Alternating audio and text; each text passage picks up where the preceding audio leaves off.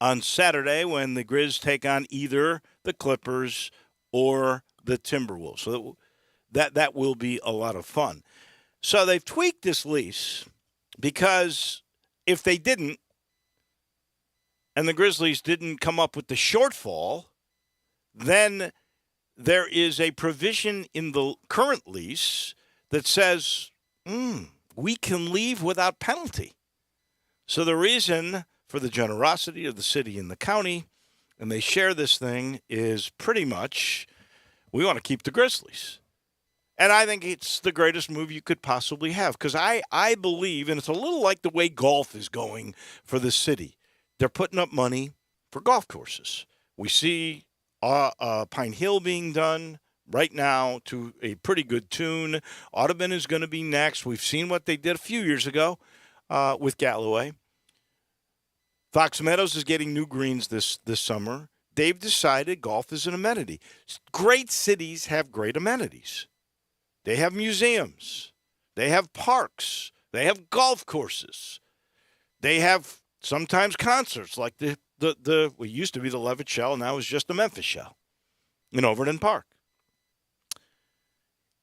The Grizzlies should be considered an amenity. It's a major league team. It brings people here, not just for tourism dollars, but there are young people who are attracted to certain cities. If there are job opportunities, that they'll go, you know what, I'm going to go there because they got an NBA team. Makes total sense to me that you pay that to make sure Robert Parra doesn't take his ball and go to another town. Well, I think it's like a park too. It's like a public. I think you said it perfectly. A public amenity. It's something that the public enjoys. It certainly has benefits beyond just enjoying sport and watching sport. Think about all the traffic it creates downtown at Beale Street and all these businesses and whatnot. And like you said, you're creating jobs. So I'm always for public supporting the local franchises. It's absolutely the right thing to do. I know there is a price to pay. I am not saying that means you won't have money for schools because, by the way, if you read the paper today, they're about to build a new high school in Fraser for $80 million. Well, that's, of course, as important or more important than amenities. Got to have both. Bigger than Collierville? I have no idea what the plans are. I don't. Did Collierville cost $80 million? Probably. I don't know. I have no idea. Biggest school in the state, though. Collierville is? Oh, yeah. Is that right? Mm-hmm. I know their gym is first class. It's great. Isn't that where they had the women's NIT a couple of years ago? Really? I didn't know that. They got 2 levels, though. Wow. I have not been in that gym, but I would like to go. I guess Sean Taggart, is that Collierville? Yeah. That's right. Sean Taggart is now their full-time coach. Anyway, good for Jim Strickland and for Mayor Harris and for everybody who put this together to make sure the Grizzlies had no out. Now, I'm not saying Robert Parra was ready to move this team. I know there's a lot of naysayers and gloom and doom people that are always saying, oh, they're going to move. They're gone. As soon as this lease, every chance they get, when it's not a penal clause in the contract, they're going to go. I don't think Robert Parra is really that interested. I don't think the NBA is that interested in seeing Memphis lose a team. I know Seattle wants one. They got an NHL team now. I know that they've talked about Nashville. Well, that makes no sense to put a team in Nashville. They already got hockey. They may get a baseball team, for goodness sake. So I'm glad this was the end result, and you can feel really good about the Grizz for the next 8 years because they're going to be really good, and because of this new tweaking of their lease with the city and county, they're not going anywhere. At least you can breathe easy for the next 8 years, and I'm pretty sure for a lot longer than that. So let's get back to our original premise here, and let me ask you, J-Mo, and I'll give my thoughts. Who would you rather see, the Clippers or the or the Timberwolves in round number 1 after the play-in? And don't forget, the winner of this game tonight, they're in. The loser then plays the winner of the Spurs and the Pelicans for the 8th seed. So the 7th seed is determined tonight between the Clips and the Timberwolves. I didn't realize what a convoluted system it was until I started thinking about it and trying to explain it to someone today. But I think between the Timberwolves and the Clippers, I think I would rather play the Clippers, but I think kind of like 6 in one, half a dozen in the other. The Grizzlies have had a really tough matchup with the Timberwolves this year, but I don't know how many times they played the Clippers since they've gotten Norman Powell. Norman Powell just came back, and since they gotten Robert Covington. So the Clippers are certainly playing a lot better. They're a better team than they have been earlier in the season, but they've matched up really poorly with the Timberwolves. So all that is to say, I think I'd rather play the Clippers. What about you? So I'm going to go 180 on you. I disagree with the final decision. I agree with your premise that both are extremely dangerous. So first off, Minnesota and the Grizzlies split this year. They were 2-2. Memphis won both games at home. They lost both games in Minneapolis. Well, they're the 2 seed. If it's the Timberwolves, they're the 7 seed. That means Memphis has home court advantage. So I like that matchup. Here's what I don't like about having to play the Clippers. The Clippers are experienced, and I truly believe after listening to every expert talk, if there is one common theme amongst all these people that talk about the playoffs, they all say you got to have experience. I can remember years ago, I think it was Chuck Cooperstein, who's the voice of the Dallas Mavericks, who said, this is before Rick Carlisle's team won their one title. He said, you actually have to have some scarring in your DNA, some tough losses in the playoffs that really readies you to make the next move. Well, the Grizzlies got the play-in, and they lost in the first round to a very good Utah team last year. They won the first game, and then that was pretty much all she wrote. So they may have a little bit of experience in that regard. No one could have seen that they would become the second best team record-wise of the regular season the next year. And I do think they're tough, and they're different than most young teams in that they have this care for each other that I've not ever seen in a pro team. I mean, it's like a college team. It's like no one's jealous of the other's playing time. And all the guys that come off the bench know their roles, have accepted their roles, more than accepted their roles. They've embraced their roles. And so that makes it a little different. But I'm pretty sure that experience is big. And if you look at the Clippers, they went to the Western Conference Finals. Norman Powell is back. He's tough. I don't know about Kawhi Leonard. I looked today just to see if he was playing in this game. He's out. It's not questionable. It's not doubtful. He's out. So you got to wonder if he's really going to play at all. Because wouldn't he play in this game if he really was making his comeback this year? I think you're right. I think he would. So I'm going to say Kawhi doesn't play. So that's helpful. But Powell, Reggie Jackson, nobody mentions him. And, of course, Paul George, who's, he came back. He's fresh. It's like he's playing, the third week of the year. So I don't want to take on a team that has played and succeeded in the playoffs and gotten all the way to the Western Conference Finals. I don't want to take on that team if I can help it. So I would much rather take on a team I know I can fight with. They're much like you. They're young. They're exuberant, but you got home court advantage and you haven't lost at home to them. I'm going to take more of my chances, and they're both tough, but I'm going to take more of my chances with Minnesota than I would with the Clippers. That doesn't mean that's the way it'll work out, but the Clippers are the underdogs in the game tonight because it's in the Target Center in Minnesota. It's a good point by you. The inexperience of the Timberwolves, certainly I don't think I've thought of that enough or said it enough. And also you forget Karl Anthony Towns up to this year was criticized heavily for being a selfish guy, not conducive to winning. Seems like that's changed a lot with Anthony Edwards getting there, but nonetheless, the playoffs is a different atmosphere, and his inexperience in youth might show even more when you get to the playoffs, even though he's been in the league for a few years. So it's hard to argue with you in wanting to face the Timberwolves. And let me on the front end, before Andy Schiffman makes a big deal about this on Friday, let me apologize to Anthony Edwards. Because when I first saw Anthony Edwards, he was wearing a Georgia uniform. He was playing the Tigers for Tom Crean. And he stunk. I'm sorry. Like, he ended up getting 20 points, a bunch of those in guards at the end of the game, and they upset Memphis twice. The Tigers had a home and home with them, and they lost twice, and they were the better team both times. Anthony Edwards, to get his 20 points, probably took 80 shots. I mean, he is a volume shooter, but he couldn't shoot outside at all. All he could do was drive, and, he missed half of those shots, drive into the hole.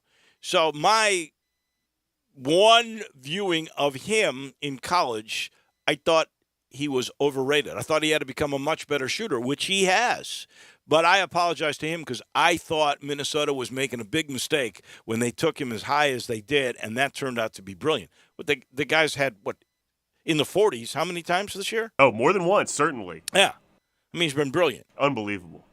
So, and that's the Tom Crean factor too. We could blame Tom Crean for making Anthony Edwards look bad. I think that could be. It could be. Tom Crean was so good at Marquette. He was. He wasn't bad at but Indiana either. So average at Indiana and awful at Georgia. I do not understand why you can't win at Georgia. You got Atlanta. You got that whole state. You are the state. There's plenty of population. And have you ever been to Athens? Oh, no, I don't think I have. Athens, Georgia is gorgeous. Campus is beautiful. I mean, the building's a little older, but it's been redone. It's a nice, intimate place to play. I do not understand why they can't get it done. And when was the last? I mean, is Dominique Wilkins the last time they were any good? They won the 2008 SEC basketball tournament, I believe, and I think that's the last time. Oh, is that with Fox as right. The coach? Yeah. I don't understand why they haven't been able to. Speaking of college basketball, one quick thing. Kendrick Davis, the American Athletic Conference Player of the Year, is in the portal. I would tell you this. When I heard that he was going to enter the portal, and this is before Tim Jankovich even was fired from SMU, I'd heard that Kendrick Davis was interested in possibly coming to the U of M. He likes the way Penny's teams play, thinks he could take off. But now you got to wonder, would he still be a guy interested in coming if there's not going to be postseason? This whole thing with the IARP and the lack of a decision is going to kill Memphis. That's why the pressure being put on by Congress for the NCAA to quicken the pace on resolution of cases hopefully will help Memphis. And that by, any day now, Memphis is having their day in court. I don't know when it is, but it's soon. The quicker this thing gets resolved, the quicker you know exactly what your penalties are going to be, and you can react from there. The longer it takes, the more penal the NCAA is on you. And Ole Miss knows that. They know that from the length of time it took in the resolution of the case with Hugh Freeze. Inaction is added penalty, in my estimation, and let's hope that is not the case for the University of Memphis. We got a special guest coming your way here in just a second. I'm sitting in the Family Leisure Studios, and I do want to remind everybody they are looking for people. This is a great business. It has grown so beautifully. Walk in the store, you know how organized and how terrific it is, and they're looking for self-motivated, goal-oriented people really to join their family. So if you're a salesperson, swimming pools, hot tubs, patio furniture, they need you. Chemicals, they need associates. Parts and service, they need associates. If you're a technician, you're in luck. If you're a cashier, they have an opening for you as a cashier. If you like outside and some labor installation crews for above-ground pools, that is available to you as well. Just head on over to I-40 and Whidden Road and see my good friends at Family Leisure. One of the good guys in this community, he's a giver on so many fronts, is John Barziza. And John joins us now because next Monday night, the National Football Foundation and College Football Hall of Fame will be doing their usual awards dinner. Yeah, I think it's at Rhodes College. 11 high school students get honored. 2 college students, one from Memphis, one from Rhodes, gets honored And, John, I think there's going to be a presentation for Billy Murphy's family because Spook finally got into the College Football Hall of Fame. Long overdue, but he finally got in, and congratulations to him and his family. How are you doing this morning? Doing great, Dave, and thank you for having me on this morning. I'm going to have to correct you this morning. Because of COVID, we are not going to have the dinner at Rhodes. It's going to be at the Great Hall in Germantown. Okay. At 1900 Germantown Parkway this year. You know what? I was looking at your literature today. I couldn't find where the heck it was. Yeah. And I knew it had been at Rhodes all these years. Yeah. We hope to be back at Rhodes next year if we get through this COVID situation in our country. Well, the Great Hall is not a bad place to go. That's where the Lipscomb Pitts Breakfast Club was is. Yeah. Well, it still is. Been, yeah. They're enjoying it out there. It's a great facility. I just want to mention that our dinner is this coming Monday night, again at the Great Hall in Germantown, and it's going to start sharply at 6:30.